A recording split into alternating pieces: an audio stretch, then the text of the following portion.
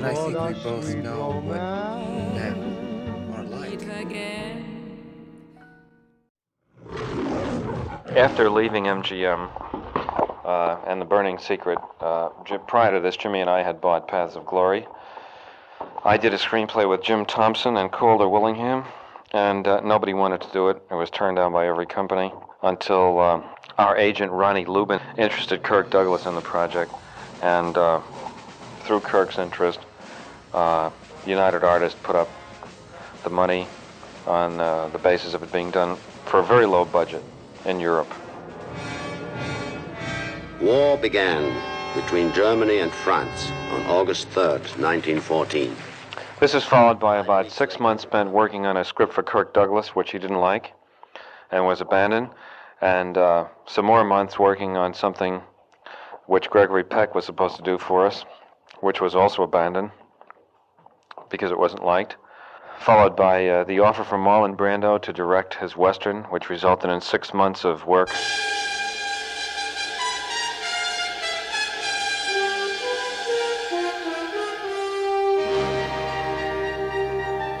Again, abandoned as far as I was concerned because I left the project 2 weeks before it started. One-Eye Jacks was, and still is really, unlike anything else around. Any other Western, any other movie from '61, any other movie, period. So, what is it? What else could it be, though? Because it's the one film directed by Marlon Brando, a story of betrayal and vengeance. And when it came out, we were all so excited. Of course, the first film he had directed, we expected the unexpected, and that's what we got. The picture's adapted from a novel by Charles Neater, a Mark Twain scholar, and it was based on the story of Billy the Kid. And Brando originally had Sam Peckinpah to write the adaptation, and Stanley Kubrick was to direct. But Brando wound up working with the writer Guy Trosper and ultimately directing the film himself. Of course, Stanley Kubrick was the first director of One-Eye Jacks, and Brando was going to be in it. And at first, of course, it was a great mutual admiration. I mean, Stanley Kubrick is an extraordinary director.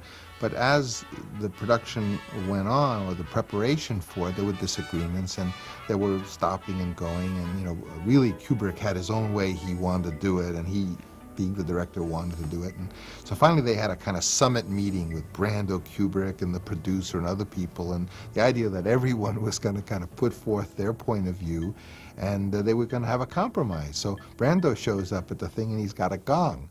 And he says, okay, everyone now speak for exactly 2 minutes, and at the end of 2 minutes, everyone give their point of view, and then at the end of 2 minutes, I'm going to hit the gong and the next person. So the producer talked, for 2 minutes, and Marlon hit the gong, and he stopped, the next guy did. So finally, it was Kubrick's.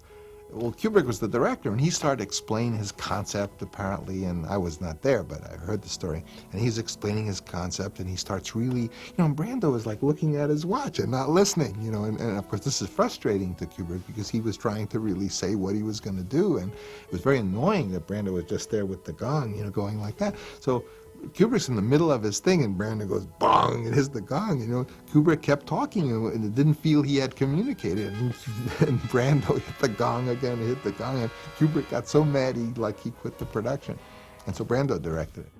And after pre-production, I think really close to the beginning of shooting, that's when Kubrick realized he wasn't going to stay on the picture, and he left. He went to England and never came back.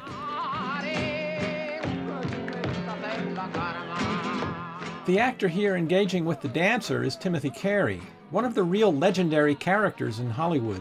Carey was a true eccentric and marched to his own drummer, to such a point that he often got fired off of productions. Billy Wilder fired him off Ace in the Hole. Producer James Harris fired him off Paths of Glory after he had finished all his scenes. Carey suggested that he often wasn't hired because other actors and directors were afraid of him. He said, "It's amazing how people get so afraid and weak. I was up for a big part in Bonnie and Clyde, but Arthur Penn took one look at me and almost fainted in my arms." He'd heard that I'd gotten into a punch-out with Elia Kazan on East of Eden, which wasn't true, but because of the garbled story and Penn's weakness, I didn't get the part. Stanley Kubrick, though, liked Carey quite a bit and cast him as a creepy professional assassin in The Killing and as a soldier sentenced to execution in Paths of Glory. Carey loved to improvise, and in Paths of Glory, he goes to his execution biting the arm of an army priest. The actor playing the priest didn't like that one bit. Courage and grace. Now we meet the other real cowboy in the cast. Slim Pickens, who plays Deputy Lon Dedrick, another character deriving from the novel. There's a lot of quiet menace in this scene, in the way that Brando and Pickens size each other up, and more great dialogue. Pickens' line, "I don't have all day to stand here lippin' with you," is the kind of off-the-cuff jargon that sounds authentic because of the way that he delivers it. I asked you polite. Read that sign? I got a lot of funny things to do today, but lipping with you ain't one of them. I'd say you shy a few manners, mister. Pickens was a big guy, and he was very imposing on screen. He didn't often play these kinds of really depraved characters, but he could do so quite well.